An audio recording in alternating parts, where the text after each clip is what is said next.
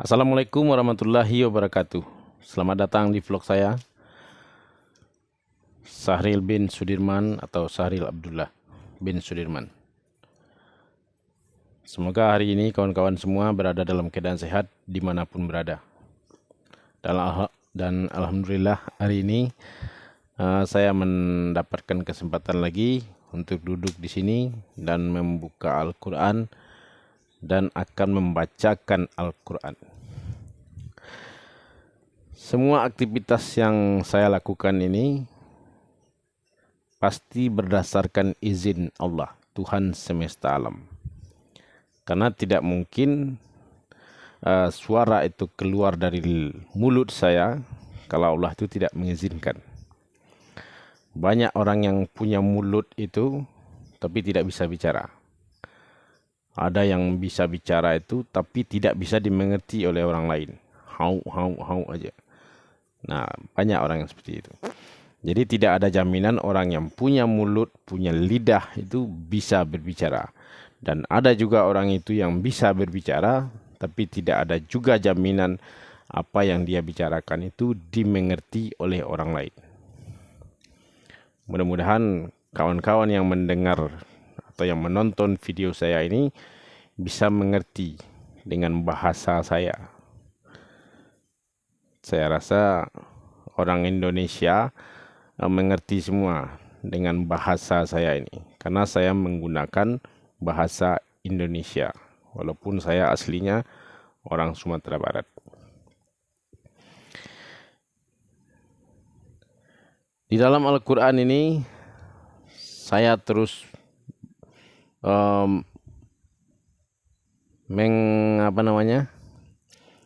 mengamalkan ajaran guru saya. Guru saya mengatakan dulu waktu saya selesai belajar Iqra itu, dia mengatakan carilah ilmu kemana saja dan belajarlah dengan siapa saja, asalkan orang itu membuka Al-Quran. Dan ilmu yang dipelajari atau yang diajarkan oleh orang itu tidak keluar dari dalam Al-Quran. Maka ilmu itu dianggap benar dan itu bukan ilmu yang sesat. Kita lanjutkan kembali. Nah, salah satu ilmu yang saya dapatkan di dalam Al-Quran itu ilmu meminum air. Begini caranya. Auzubillahi minasyaitonirrajim. Bismillahirrahmanirrahim. Animasani syaitonu binus biwazab. Animasani yaduru wa anta arhamur rahimin. Baru saya minum.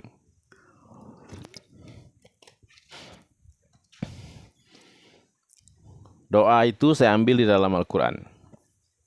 Namanya doa Nabi Ayub. Di dalam Al-Quran itu Allah memerintahkan kepada Nabi Ayub, ambillah air itu untuk mandi dan untuk minum. Jadi ketika saya mandi dan ketika saya mau minum, saya selalu membaca doa Nabi Ayub. Nah, bagi kawan-kawan yang ingin mengikuti, ya silakan. Itu tidak akan salah. Karena itu ada di dalam Al-Quran. Di video sebelumnya saya sudah menjelaskan ayatnya. Dan berhubung ini bulan Sa'ban, belum masuk Ramadan,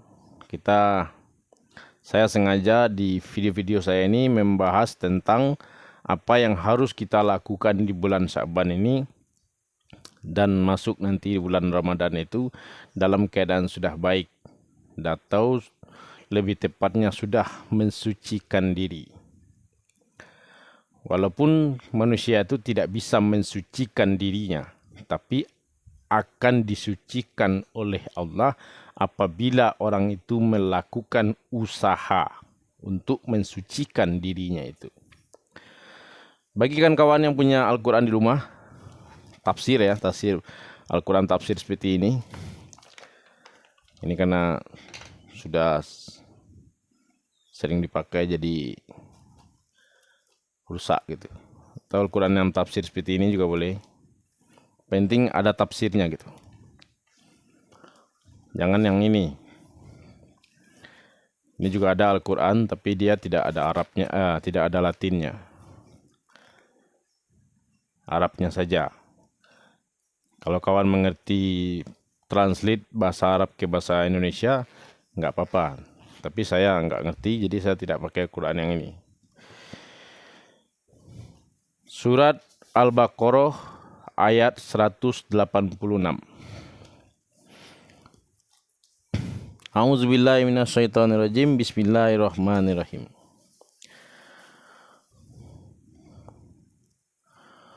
Wa iza sa'alaka ibadi anni fa inna qarib ujibu da'watad da'i iza da'ani falyastajibu li wal yu'minuni alla la'allamu yarshudun. Nah, itu Arabnya. Jadi mata saya ini agak perih itu. Jadi kalau mata itu perih melihat huruf Arab itu harus terus dilatih supaya jangan berhenti. Jadi salah satu obat mata yang paling baik itu adalah membaca huruf Al-Quran itu. Jadi bagi kawan-kawan yang usianya di atas 40 tahun, matanya itu sudah ngilu ngelihat huruf Al-Quran itu, jangan berhenti, terus baca. Kalau tidak bisa yang kecil, cari yang agak besar hurufnya. Karena di dalam huruf Arab itu, mata itu dilatih, naik turun, lensanya itu dimainkan gitu. Jadi matanya itu jadi terhindar dari rabun atau katarak. Yang lebih pentingnya itu lagi bukan membaca Arabnya, tapi membaca terjemahannya. Terjemahan surat 2 surat Al-Baqarah ayat 186. Dan apabila hamba-hambaku bertanya kepadamu, Muhammad, tentang aku, maka sesungguhnya aku dekat. Aku kabulkan permohonan orang yang berdoa apabila dia berdoa kepadaku. Hendaklah mereka itu memenuhi perintahku dan beriman kepadaku agar mereka memperoleh kebenaran. Nah, ini boleh nanti dibandingkan dengan Al-Quran yang kawan punya itu. Apakah terjemahan surat saya ini sama apa berbeda? Nah, kalau terjemahannya itu tidak sama, mungkin Al-Quran saya ini salah. Tapi boleh dilakukan uji coba dulu. Siapa tahu ini Al-Quran ini salah gitu. Tapi ini setelah saya lihat dari dua surat, ini artinya sama, terjemahannya pun sama. Walaupun penerbit Al-Quran itu berbeda. Ayat 186 itu menjelaskan, jika seseorang itu bertanya tentang Tuhan, maka Nabi Muhammad itu disuruh oleh Allah itu menjawab, katakan kepada orang itu bahwa aku itu dekat. Bahkan lebih dekat daripada urat lehernya. Dan apabila orang itu berdoa kepadaku, aku yang mengabulkan doanya. Dan barang siapa yang berdoa kepada Allah itu, hendaklah dia memenuhi perintahku. Nah, jadi kalau kawan-kawan itu berdoa kepada Allah, jangan pikirkan doa kita saja yang mau dikabulkan Tuhan. Tapi kita juga harus memikirkan tentang Tuhan itu. Apa yang diperintahkan Tuhan itu kepada kita. Dan apakah perintah Tuhan itu sudah kita ikuti atau belum kita ikuti. Itu dulu yang harus dipikirkan. Jadi kalau sudah berdoa berhari-hari, berminggu-minggu, berbulan-bulan, bertahun-tahun, misalnya minta keturunan tapi tidak dikasih keturunan, minta jodoh tapi tidak dapat jodoh, minta pekerjaan tapi tidak dapat pekerjaan, minta naik jabatan tapi tidak naik jabatan. Jangan menyalahkan Tuhan, jangan bukan doa kamu itu tidak didengar Tuhan. Tapi kamu harus mengintrospeksi diri. Apakah kamu itu sudah menaati perintah Allah atau belum? Di situ dulu pokok permasalahannya. Jadi apabila orang itu ingin doanya dikabulkan Allah, hendaklah dia memenuhi perintahku. Nah, itu yang dikatakan Tuhan di dalam Al-Quran itu. Kalau saya yang mengatakan ini bisa jadi salah. Tapi kalau Al-Quran yang mengatakan itu adalah benar. Tidak mungkin salah. Karena Al-Quran ini dijamin oleh Allah isinya. Saya hanya menyampaikan saja.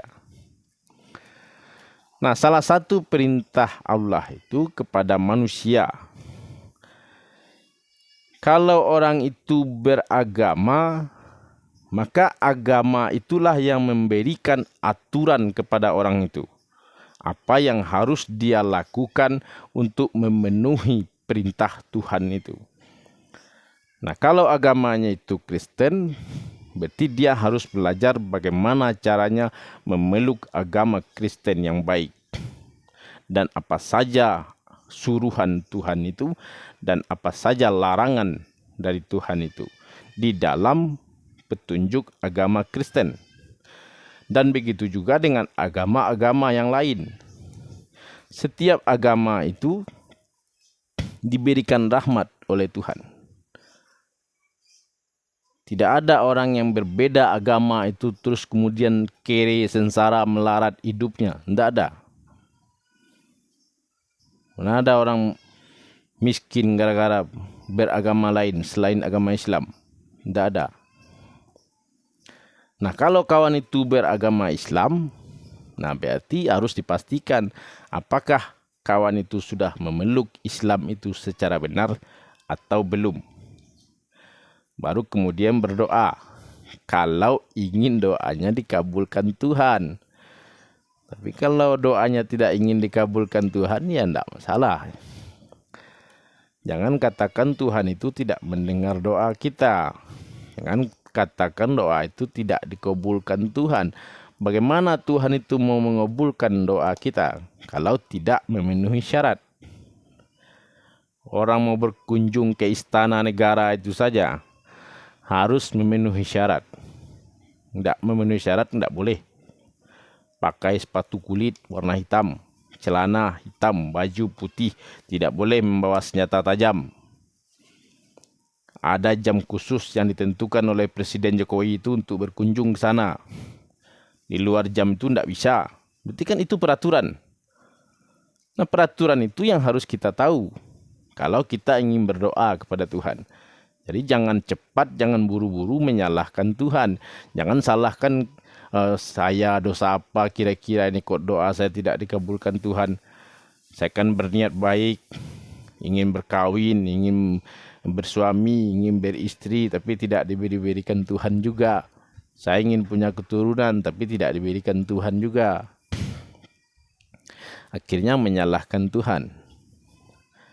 Nah, di ayat 186 ini, ayat Allah itu menjelaskan cukup jelas dan cukup detail bahwa orang yang berdoa itu akan dikabulkan doanya dengan satu syarat, orang itu mengikuti perintah Tuhan. Nah, yang diperintahkan Tuhan di dunia ini cuma dua. Jauhi laranganku dan lakukan apa yang diperintahkan Tuhan. Cuma itu saja, kan nggak repot. Apa yang diperintahkan Tuhan kita kerjakan. Dan apa yang dilarang oleh Tuhan itu jangan dilakukan. Kan gampang hidup itu, nggak sulit. Nah, seperti Nabi Adam, jangan kau mendekati pohon kuldi ini, pohon ini. Mendekati saja dilarang oleh Allah itu, apalagi memakannya. Tapi Nabi Adam itu bukan saja mendekati pohon kuldi itu, tapi dia juga memakannya.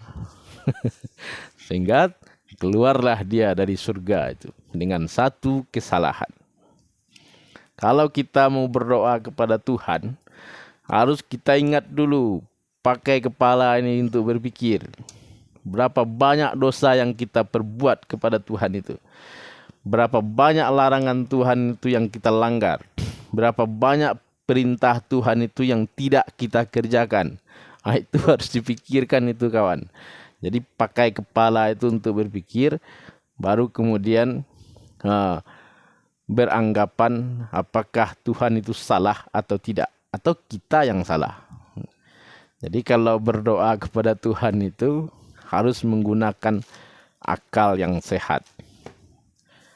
Bedanya manusia itu dengan hewan itu karena dia memiliki akal. Hewan tidak memiliki akal. Bukan soal otak.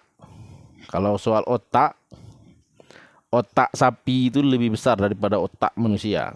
Bahkan diperjualbelikan di warung Padang itu.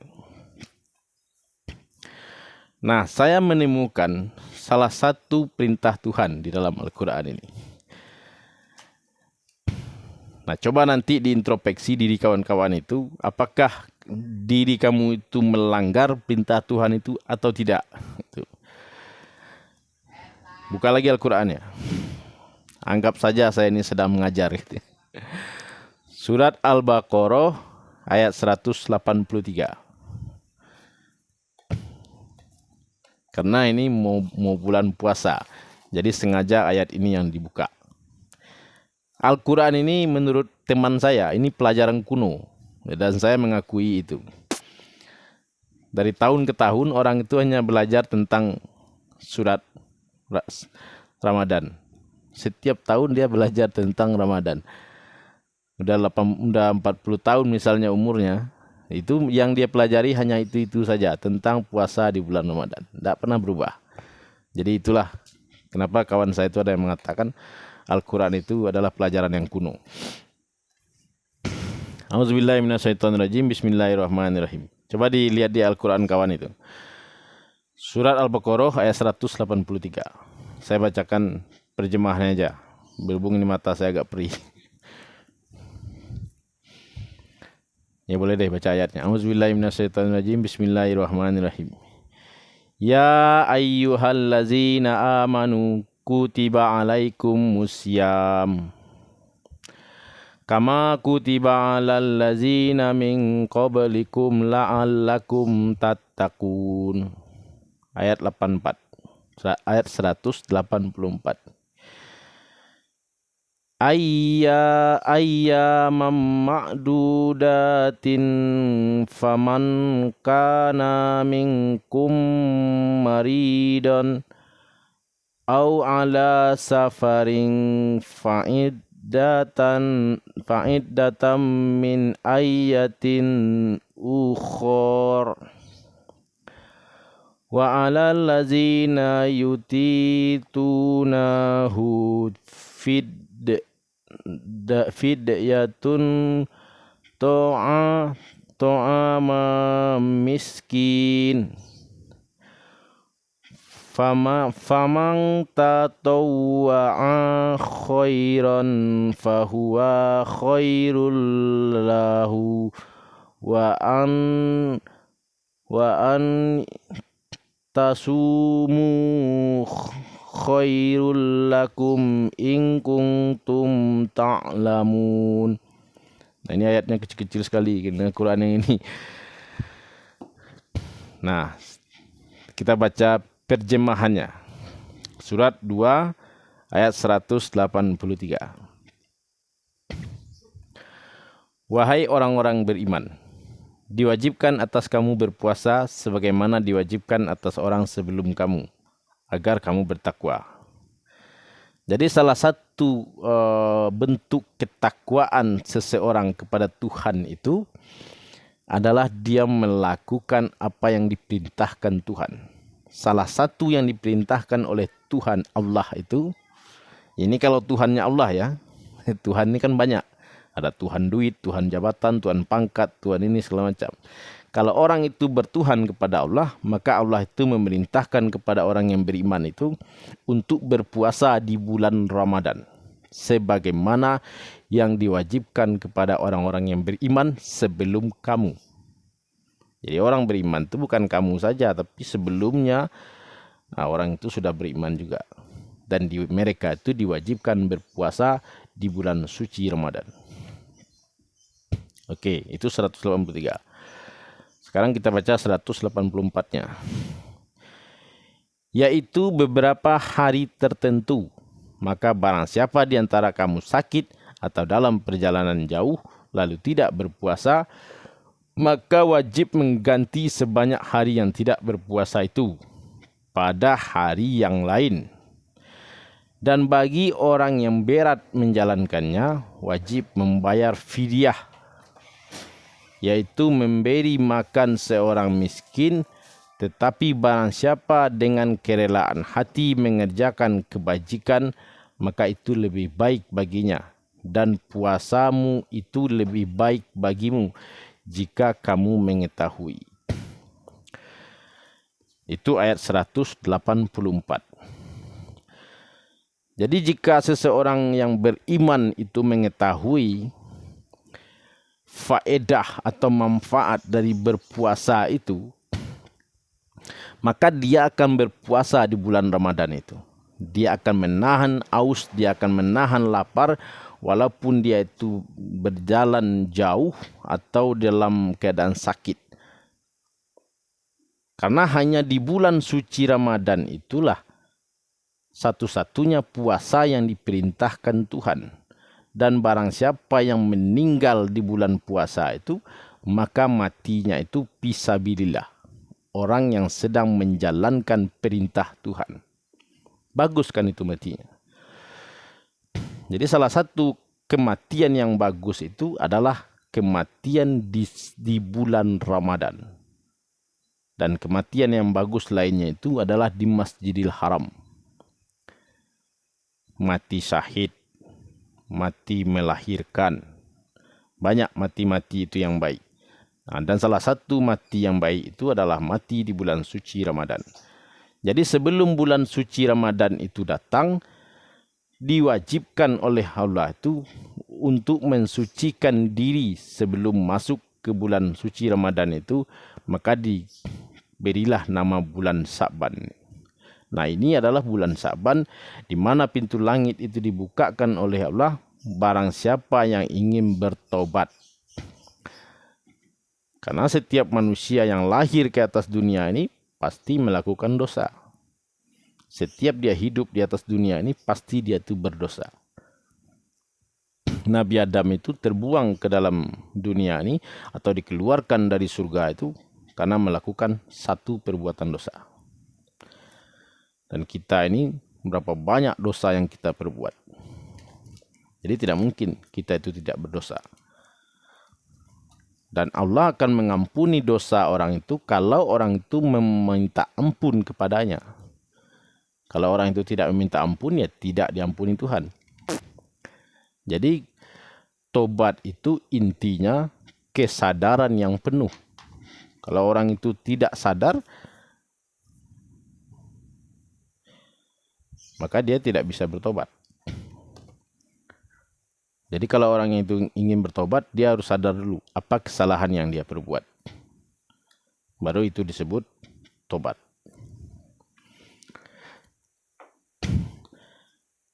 Nah, kewajiban seseorang yang beriman itu untuk melakukan perintah Tuhan tadi ya.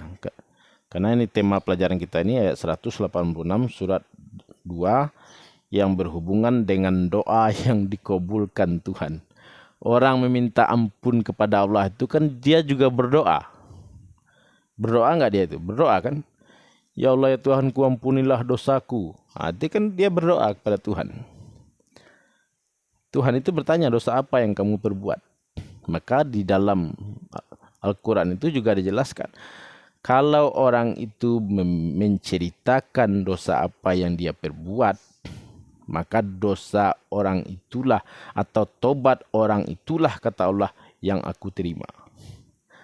Jadi kalau orang itu main istighfar saja 1000 kali, 100 kali semalam, kalau dia tidak menceritakan dosa apa yang dia berbuat, maka tobatnya itu tidak diterima Tuhan.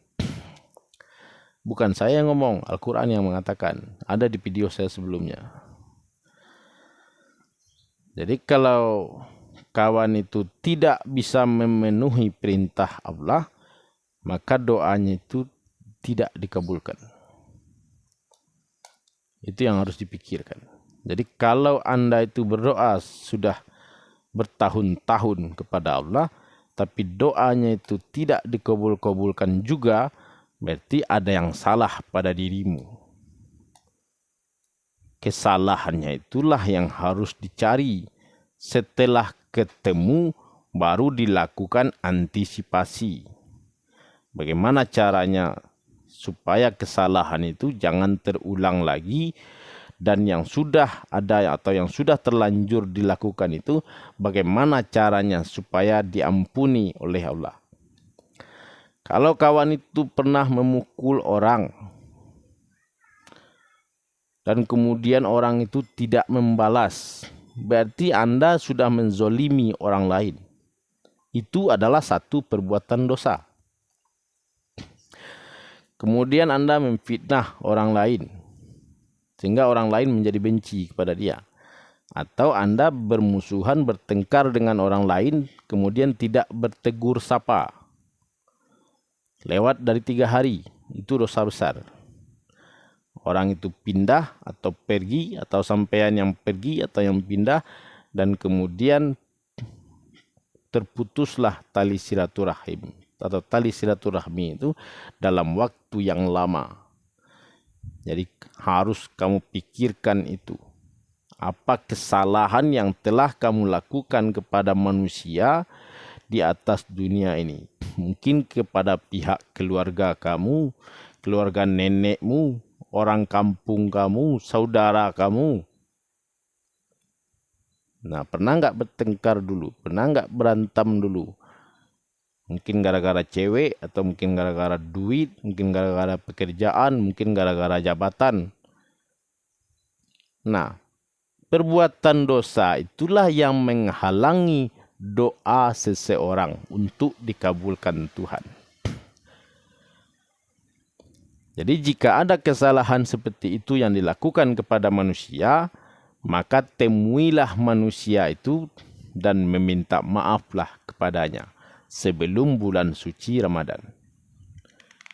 Itu yang disebut orang itu, kalau di Padang itu balimau.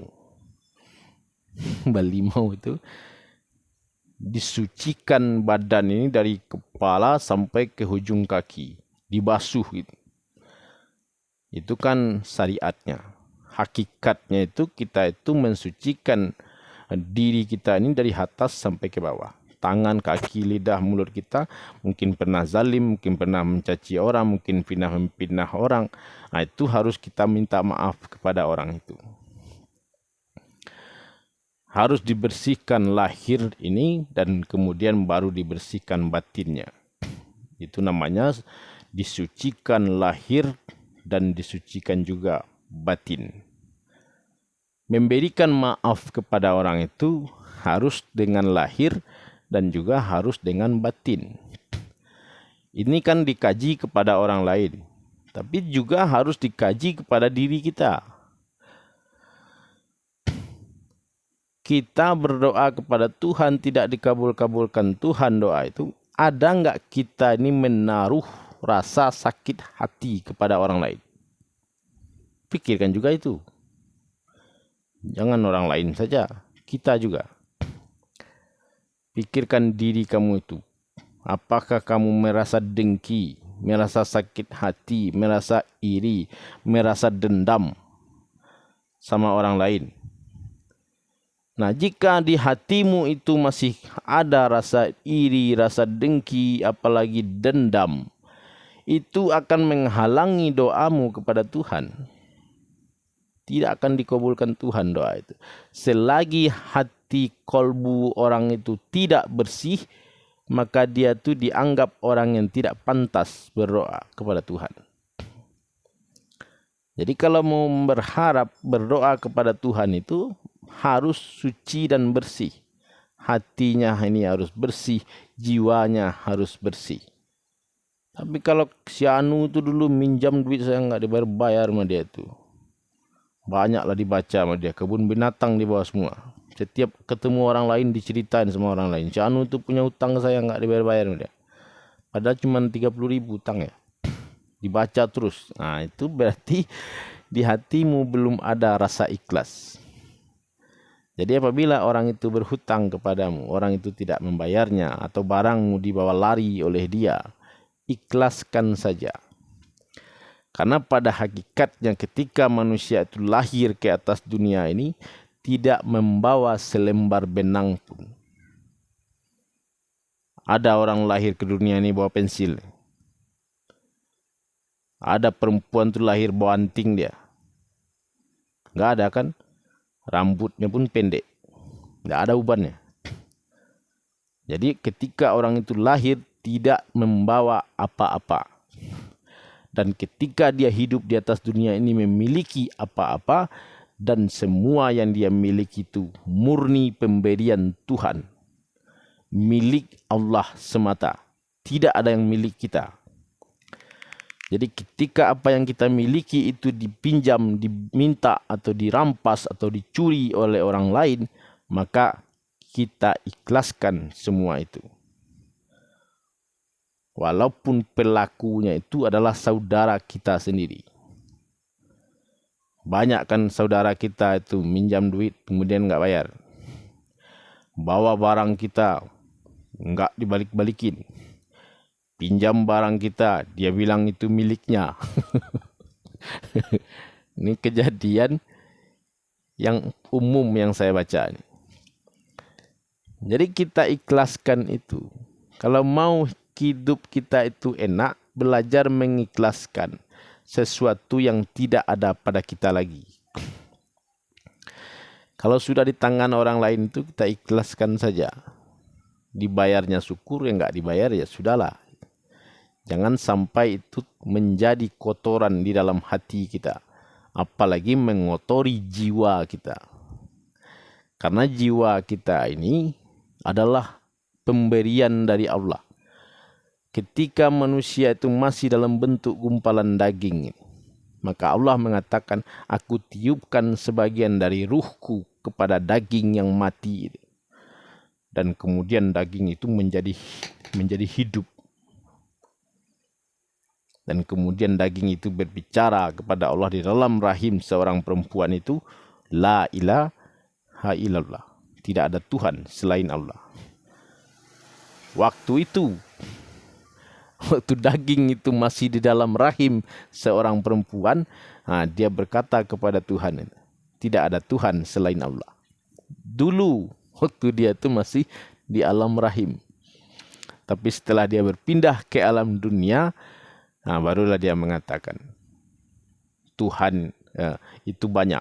Tuhan duit, jabatan dia jadi Tuhan, mobil dia jadi Tuhan, rumah dia jadi Tuhan, pekerjaan dia jadi Tuhan, ilmunya jadi Tuhan, banyaknya jadi Tuhan. Allah itu sudah menjadi nomor yang kesekian. Nah, itu yang kita harus ingat. Perjanjian kita dulu ketika di alam rahim dengan Allah. Nah, ketika kita bisa membaca keadaan diri kita itu, dan kalau belum ketemu solusinya, carilah guru. Guru yang mengajarkan tentang kajian diri. Nah, di dunia maya ini saya lihat banyak sekali orang yang mengajarkan ilmu tentang kajian diri. Tinggal kita pilih saja yang mana kita senang, yang mana kita suka. Kita ambil untuk bekal kehidupan kita sehari-hari. Itu gratis, modal kuota doang. Kuota 10 giga sebulan itu nggak habis. Itu saking murahnya sekarang belajar ilmu agama itu. Kalau dulu orang belajar ilmu agama itu naik bukit, turun bukit lagi. Ada yang 3 hari perjalanan, ada yang 1 minggu perjalanan menempuh rumah guru itu untuk belajar ilmu. Sekarang orang mau belajar ilmu apa saja di dalam Al-Quran itu. Cukup buka YouTube. Ada semua di situ. Kenapa di YouTube? Karena di YouTube itu penjelasannya lebih jelas, lebih detail gitu. Terus waktunya tidak terbatas. Ada yang 10 menit, ada yang 20 menit, ada yang 1 jam, ada yang 2 jam. Tapi kalau di TikTok, Snack Video, memang aplikasi itu membatasi jam tayang video seseorang. 10 menit paling lama. Oke kawan, kita lanjutkan kembali. Jadi apabila kawan itu mengaku orang yang beriman, maka ceklah di dalam surat 183 ayat 183 surat Al-Baqarah itu. Ini kalau beriman ya. Sebab belajar mengaji ini, apalagi membuka Al-Quran, itu dibutuhkan keimanan yang tinggi. Kalau kawan itu tidak beriman, disuruh membuka Al-Quran, sama dengan menarik kambing ke air. Pernah melihat kambing ditarik ke air? Semakin kita kencang tarik, semakin kencang pula dia menarik kita keluar. Nah, itulah kambing ditarik ke dalam air.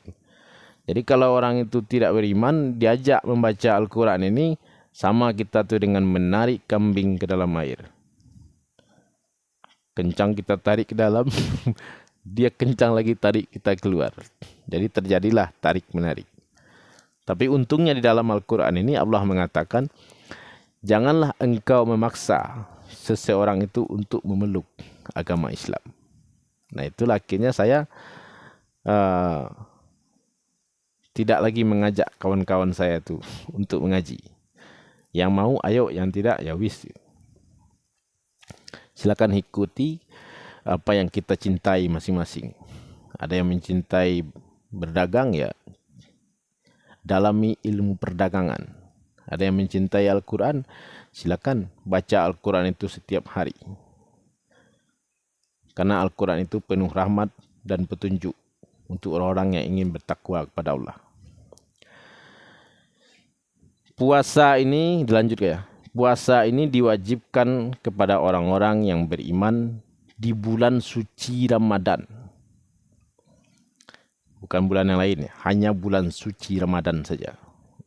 Dalam Al-Quran ini Allah Tuhan yang menjelaskan, diwajibkan atas kamu berpuasa di bulan suci Ramadan 1 bulan penuh.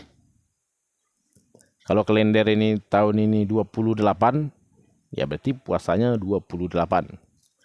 Kalau kalendernya itu 29, berarti 29. Tapi sekarang ini masih ribut antara NU dan Muhammadiyah. Ada yang puasanya lebih cepat, ada yang puasanya agak lambat. Jadi biasanya berselisih 1 atau 2 hari. Itu hal yang biasa. Yang harus dipikirkan itu,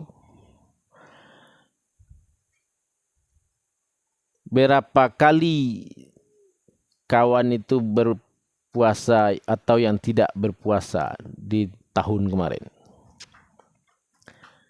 Kan 30 hari itu. Taruhlah 28 hari. Jadi selama 1 bulan itu berapa kali kawan itu tidak berpuasa? Coba dipikirkan. 2, 6, 10 hari atau 15 hari. Atau hanya puasa pertama itu saja yang berpuasa. Besoknya makan di luar. Di warung gantung namanya. Tirainya di atas, kaki di bawah gelantungan. Banyak itu terjadi. Banyak sekali itu, apalagi di kota besar. Itu bukan sesuatu yang aneh. Hal yang biasa. Karena puasa itu hanya untuk orang yang beriman. Yang tidak beriman, tidak. Makanya saya tanya lagi, apakah kawan itu beriman atau tidak? Kalau beriman, ya berarti kajian saya ini masuk. Tapi kalau tidak beriman, ya tidak. Jadi barang siapa yang tidak berpuasa di bulan Ramadan itu, maka dia wajib mengganti puasanya itu di hari yang lain. Berarti artinya setelah Lebaran itu ada puasa 6. Sebenarnya puasa 6 itu untuk perempuan, bukan untuk laki-laki. Gunanya itu untuk mengganti waktu dia menstruasi atau haid di bulan Ramadan itu. Perempuan yang belum mengalami menopause, itu dia akan mengalami men di bulan Ramadan itu. Nah, itu bisa terjadi 6 hari atau 7 hari atau mungkin 8 hari. Baru kemudian dia berpuasa lagi. Maka dibikinlah puasa 6 sehabis Lebaran itu. Nah, kalau laki-laki tidak berpuasa di bulan Ramadan, laki-laki tidak ada yang men. walaupun bencong sekalipun dia tidak akan men gitu, walaupun sudah berganti kelamin. Sebab yang menyebabkan men itu rahim. Bedanya laki-laki dengan perempuan itu, perempuan memiliki rahim, laki-laki tidak. Itulah sebabnya laki-laki yang berganti kelamin, berganti wajah seperti perempuan asli, kemudian dia menikah dan kemudian berkawin, tapi tidak punya anak. Walaupun kelaminnya itu sudah diganti. Tidak punya anak. Kenapa? Karena dia tidak memiliki rahim. Jadi perbedaan laki-laki dan perempuan yang asli itu rahimnya, bukan kelaminnya. Jadi tidak ada alasan laki-laki itu tidak berpuasa di bulan Ramadan karena dia tidak memiliki rahim. Dengan tidak adanya laki-laki itu memiliki rahim, berarti dia tidak akan men. Tidak ada menstruasi laki-laki. Kenapa bro tidak puasa? Lagi men. Oh, enggak ada. Enggak ada laki-laki menstruasi. Jadi kalau laki-laki itu tidak berpuasa, hanya dua alasannya. Yang pertama, dia melakukan perjalanan jauh. Yang kedua, dia itu sakit. Nah, barang siapa, kata Allah di dalam Al-Quran ini menjelaskan, barang siapa yang tidak berpuasa di bulan Ramadan itu dengan alasan berjalan jauh, seperti musafir misalnya, atau sakit, itu boleh tidak berpuasa dengan syarat membayar fidyah. Nabi Muhammad menjelaskan lagi dengan lebih detail di dalam hadisnya itu, bahwa fidyah itu harus dibayarkan sebelum matahari terbenam hari itu. Kalau hari ini kamu tidak berpuasa, maka sebelum matahari terbenam nanti, sepiring nasi plus lauknya harus sudah sampai di tangan fakir miskin itu. Sebagai denda atau membayar fidyah namanya. Wajib membayar fidyah. Memberi makan satu orang fakir miskin yang berpuasa pada hari itu. Nah, kalau perempuan mennya itu 6-7 hari, dia hitung langsung. Kalau istri saya, dia main hari ini, dia langsung hitung. 1, 2, 3, 4, 7, dia ambil 8 hari. Kemudian 8 hari itu dia belikan nasi, kemudian dia berikan ke masjid atau musola terdekat. Diniatkan membayar fidyah. Nah, kalau men itu berhenti 5 hari, ya itu lebih bagus. Terlewat tidak apa-apa dalam berbuat baik itu. Dia akan menjadi sedekah. Yang takut itu kurang. Kamu mennya 7 hari, ngakunya 5 hari. Bayar fidyahnya 5 hari. Yang 2 hari itu jatuhnya hutang. Itu yang bahaya, memakan hak fakir miskin. Orang yang tidak berpuasa itu di bulan Ramadan, kemudian dia tidak mengganti puasanya itu setelah Lebaran, itu lebih bahaya lagi. Makanya Nabi mewajibkan orang itu mengganti fidyah itu pada hari itu juga. Dikhawatirkan setelah Lebaran nanti orang itu akan lupa untuk membayar puasanya itu. Karena di bulan suci Ramadan saja, di mana satu keluarga itu orang itu berpuasa semua, tetangga kita puasa semua, depan kiri kanan belakang semua berpuasa semua, dibangunkan sholat sahurnya, diingatkan nanti waktu berbukanya, tidak berpuasa. Apalagi kalau sudah Lebaran, mau membayar puasa itu, imannya kuat apa tidak? Itu yang jadi masalah. Orang kiri kanan kita makan sate, makan daging, makan ayam bakar, makan ayam kecap, kita puasa. Makan bro, puasa bayar ganti puasa yang kemarin. Kalau imannya bagus, tidak apa-apa. Dikhawatirkan imannya itu tidak bagus, tidak kuat, dan kemudian lupa sampai tahun ini. Kan udah ada 1 tahun nih waktunya. Dari yang saya bahas ini tentang puasa tahun kemarin. Tahun kemarin tuh kamu berpuasa berapa kali? Tidak. Pidyahnya sudah dibayar apa belum? Terus sudah diganti puasanya apa belum? Nah, itu yang jadi masalah. Mau berdoa kepada Tuhan, maunya doanya dikabulkan Tuhan. Introspeksi diri. Kalau mau berdoa kepada Tuhan itu harus mengintrospeksi diri. Harus sering, harus banyak introspeksi dirinya itu. Apakah solat kita benar atau tidak? Apakah puasa kita ini benar atau tidak? Apakah kelakuan kita ini benar atau tidak? Apakah sering menyakiti orang atau tidak? Apakah mulut kita ini sering berbicara kotor atau tidak? Sering menyakiti orang atau tidak? Apalagi memfitnah orang. Itu bahaya lagi. Jadi banyak alasan kenapa doa seseorang itu tidak dikabulkan Tuhan. Nah, salah satu penyebabnya itu dosa. Jadi kita harus mengingat dosa-dosa yang kita perbuat. Memutuskan tali silaturahmi itu dosa besar. Apapun doa yang kamu ajukan kepada Tuhan itu tidak akan dikabulkan Tuhan selagi tali silaturahmi itu terputus. Nah, jika tali silaturahmi kamu itu terputus dengan saudaramu, dengan orang kampung kamu, dengan kawan-kawan kamu dulu, maka temuilah mereka, maka berjabat tanganlah dan katakan pada mereka, berhubung bulan mau puasa Ramadan ini kawan kita, mari saling memaafkan. Mungkin saya banyak salah, banyak berdosa, mungkin saya berhutang dulu 100 atau 200, mungkin sebatang rokok, atau mungkin korek api kamu saya curi dulu. Kan banyak gaya orang merokok sekarang. Diambilnya korek meja, masukin kantong. Bilangnya nggak sengaja, padahal sengaja. Punya teman kita dulu. Nah, temuin teman itu, minta maaf pada dia. Karena yang sedikit itu yang menghalangi doamu kepada Tuhan. Jadi, kalau mengaji Al-Quran ini, susah. Tapi kalau mengkaji Al-Quran itu gampang. Kalau mengaji itu artinya membaca. Bacalah Al-Quran ini semuanya, pelajarilah semuanya. Berapa susahnya itu.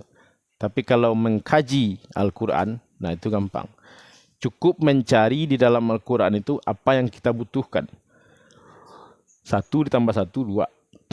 10 dikurang 5 sama dengan 5. Nah, yang kita butuhkan itu saja yang kita cari di dalam Al-Quran itu. Yang tidak butuh kita tidak usah kita cari. Tidak usah juga dipelajari.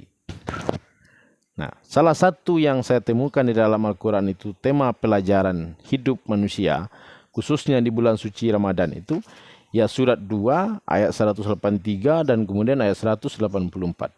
Itulah tema pelajaran yang dibutuhkan oleh setiap manusia yang beriman di bulan Ramadan atau mau menempuh bulan suci Ramadan. Itulah kemudian saya sengaja membuat video ini tentang perintah Allah melaksanakan berpuasa di bulan suci Ramadan itu. Dan di sini juga ada kewajiban seseorang apabila dia itu tidak berpuasa. Karena wajib itu artinya kalau tidak dilaksanakan maka akan dikenai hukuman. Nah, kalau dikerjakan tidak mendapatkan apa-apa. Kenapa tidak mendapatkan apa-apa? Karena itu perintah. Kalau anak TK dulu iya, kamu harus sholat biar dapat surga. Kamu harus berpuasa biar masuk surga. Itu namanya imbalan. Perintah Tuhan itu harus dikerjakan tanpa imbalan. Ini pengajian orang dewasa, jadi kita harus paham. Kita ini sudah dewasa, harus ngaji secara dewasa, bukan seperti anak kecil. Kalau anak kecil ya berpuasa nanti sampai sore ya dikasih permen. Nanti berpuasa sampai ini selama 5 hari dikasih duit 5.000. Itu anak kecil. Orang yang sudah di atas 40 tahun seperti saya ini, itu sudah dekat mau meninggal dunia. Jadi ngajinya itu harus seperti orang dewasa, jangan seperti anak kecil. Jadi kalau tidak berpuasa kemarin itu, diingat lagi ya, berapa hari tidak berpuasa, maka bayarlah fidyahnya itu hari ini. Kalau ada 5 kali tidak berpuasa, berarti bayar 5 kali. 5 piring nasi plus dengan lauk sesuai dengan porsi makan kamu itu.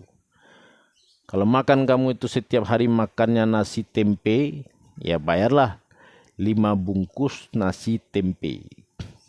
Kalau makannya pakai ayam, bayarlah 5 kali nasi pakai ayam. Berikan kepada fakir miskin. Atau dibentukkan duit. Nasi pakai tempe itu berapa harganya? 10.000. Kamu tahun kemarin tidak puasa 5 kali. Berarti hutang 5 piring kali 10.000 sama dengan 50.000. Ada enggak tetangga kamu tuh yang fakir atau yang miskin? Kasih duit itu sama dia. Ini bu, ini mas, ini kek, ini datuk. Buat bekal puasa nanti. Mudah-mudahan puasa kita diterima Allah Subhanahu wa Ta'ala. Niatkan membayar fidyah tahun kemarin itu. Nah, kalau tahun ini tidak berpuasa lagi, mungkin sakit ya, atau dalam perjalanan jauh mungkin tidak berpuasa lagi. Jangan menunggu lagi tahun depan baru dibayar fidyahnya. Langsung bayar hari itu juga. Hari ini tidak berpuasa, langsung siapkan duitnya. Nanti sore langsung diberikan kepada fakir miskin itu. Banyak kan di sekitar kita itu fakir miskin itu. Orang tua yang sudah tidak bekerja, perempuan yang sudah tua, janda-janda yang tidak punya pekerjaan, suaminya tidak ada. Nah, itu kasih duit sama dia. Atau kasih sama anaknya. 25.000 sekarang pakai ayam. Nah, nanti setelah lebaran, mau dibayar puasanya itu lebih baik kata Allah. Nah, jika tidak terbayar, hukum wajib fidyahnya sudah dibayar hari ini. Nah, puasanya itu dilaksanakan boleh, tidak dilaksanakan pun boleh. Nah, ini ayat ini yang menjelaskan 184. Jika orang itu mengerjakan kebajikan itu, maka itu lebih baik. Jadi kebajikan itu artinya melakukan perbuatan baik pada diri kita sendiri. Setelah hari ini kita tidak berpuasa, kemudian nanti sore kita bayar fidyahnya. Setelah lebaran nanti, lebaran kedua, kita mulai berpuasa di situ. Niatkan membayar fidyah, niatkan membayar puasa yang tidak terlaksana di bulan Ramadan ini. Jangan nunggu tahun depan lagi, baru dibayar fidyahnya. Nah, kalau mau membayarnya di Senin Kamis, ya nggak apa-apa. Banyak juga kan orang berpuasa Senin Kamis, tapi niatnya membayar fidyah, membayar puasa yang tidak terlaksana di bulan Ramadan yang lalu. Tapi yang hutang fidyahnya itu hak fakir miskin. Harus dikeluarkan dalam bentuk uang, karena sudah terlambat. Nah, tapi kalau tahun kemarin itu tidak berpuasa 3 hari, setelah lebaran itu kemudian langsung dibayar puasanya itu 3 hari, berarti saat ini tidak jatuh hutang. Anda tidak ada berhutang fidyah. Kenapa? Karena puasanya sudah diganti sesuai yang tidak dilaksanakan pada bulan Ramadan itu. Jadi saya rasa cukup paham ya. Yang nggak paham ya boleh bertanya lagi. Atau cek lagi di Al-Quran itu 183 sama 184. Di situ penjelasannya cukup jelas. Atau cari di Google itu tafsir surat 184 surat 2. Google itu nanti akan menceritakan panjang sekali. Plus hadis-hadis yang keluar dari sana. Yang menjelaskan historis ayat itu turun. Nah, itu enaknya kita ini hidup di zaman sekarang itu. Ada guru baru namanya Mbah Google. Nggak jelas kelaminnya itu laki-laki atau perempuan. Yang penting dia itu pintar, Apa saja pertanyaan kita tentang Al-Quran ini kepada si Google itu, dia bisa menjawab dengan jelas. Oke kawan, terima kasih atas waktunya. Dan besok akan disambung lagi dengan video yang lain dalam tema bulan suci Ramadan. Tetap sampai nanti kalau umur saya panjang, badan sehat, mata sehat, video ini akan berlanjut sampai Lebaran gitu. Jadi kita akan tetap membaca-baca Al-Quran yang berhubungan dengan doa, dengan tobat, dan kemudian dengan perintah Allah, perintah puasa bersaum di bulan suci Ramadan. Nah, kalau kawan-kawan itu mau belagu puasa Senin Kamis, ya silakan saja. Puasa bulan inilah, puasa bulan itulah, silakan saja. Tapi yang harus kawan itu ingat, Allah itu memerintahkan kawan itu berpuasa di bulan suci Ramadan. Kalau bulan suci Ramadan itu tidak bagus puasanya, maka jangan belagu-lagu ingin berpuasa di bulan yang lain. Karena di bulan yang lain itu Allah tidak memerintahkan. Hanya sunnah hukumnya. Tapi di bulan suci Ramadan ini, Allah itu memerintahkan orang yang beriman itu untuk berpuasa. Nah, kalau orang kawan itu sakit dalam perjalanan jauh, kerja berat, kuli misalnya, jangan jadikan pekerjaan berat itu alasan untuk tidak berpuasa. Semakin berat pekerjaan kita itu, semakin gencar kita itu untuk beribadah. Sholatnya jangan tinggal, tarawihnya jangan tinggal, puasanya jangan gagal. Tahan saja aus dan lapar itu. Tidak ada orang yang mati karena menahan haus dan lapar itu 12 jam. Jam 5 sampai jam 6 sore. Berapa jam itu?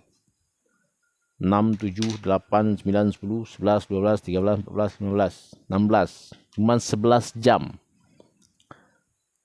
Tidak ada orang gemuk kemudian menjadi kurus gara-gara tidak makan dan minum selama 11 jam itu. Bahkan banyak orang di bulan puasa itu jadi gemuk. Saya aja kalau bulan puasa itu bisa naik 5 kilo beratnya. Nah, itu membuktikan bahwa puasa itu tidak ada yang membuat orang itu meninggal dunia. Nah, kalau kawan itu sakit mah atau penyakit lainnya, maka berjuanglah untuk berpuasa di bulan Ramadan itu.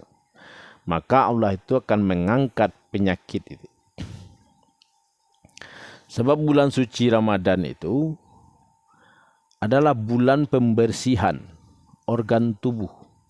Nah, ini kalau kita tahu ya, belajar ilmu kedokteran, di ilmu kedokteran itu ditemukan bahwa 11 bulan mesin di dalam tubuh manusia itu tidak berhenti memproduksi. 11 bulan. Hanya 1 bulan itu diistirahatkan Tuhan. Maka diperintahkanlah orang itu berpuasa di bulan Ramadan itu. Supaya mesinnya itu istirahat dari jam 5 pagi sampai jam 6 sore. Diistirahatkan mesin yang ada di dalam tubuh kita ini.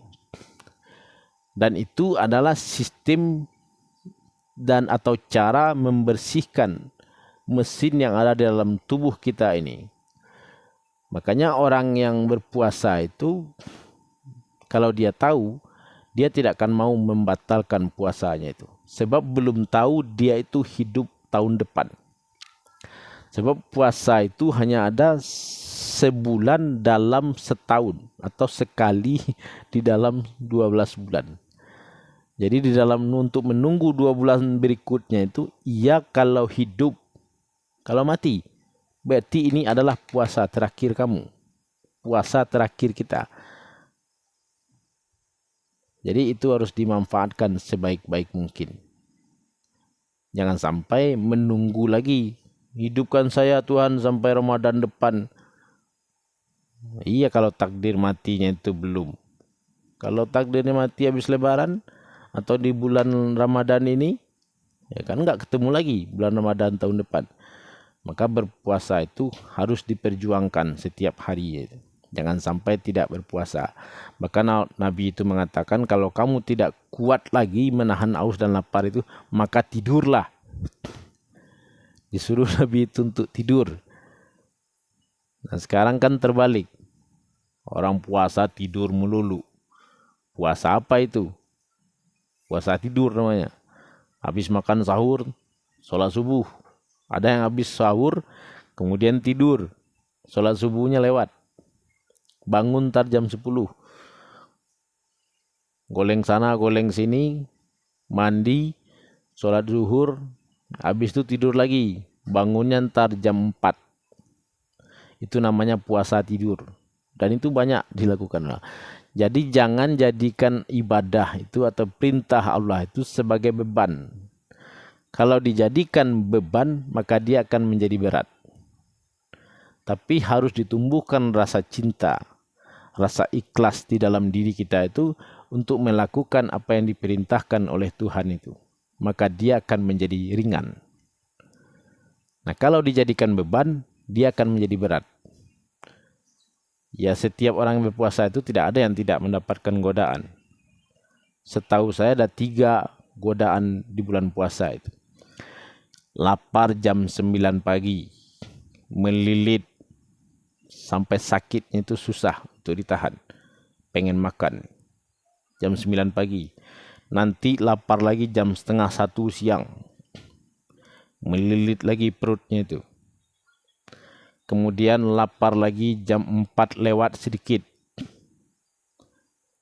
Banyak orang kan yang membatalkan puasanya itu jam 4 lewat karena tidak tahan menahan sakit yang di dalam perutnya itu.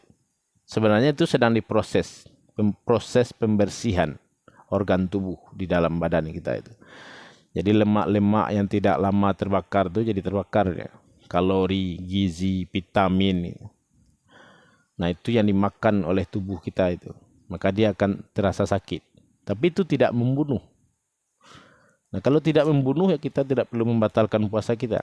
Tahan saja. Nanti 2-4 hari nanti itu sudah terbiasa. Barulah kemudian 5 hari mulai lebaran itu. Orang itu puasa. Tapi seolah-olah dia itu tampil seperti orang yang tidak berpuasa. Biasa aja, slow itu.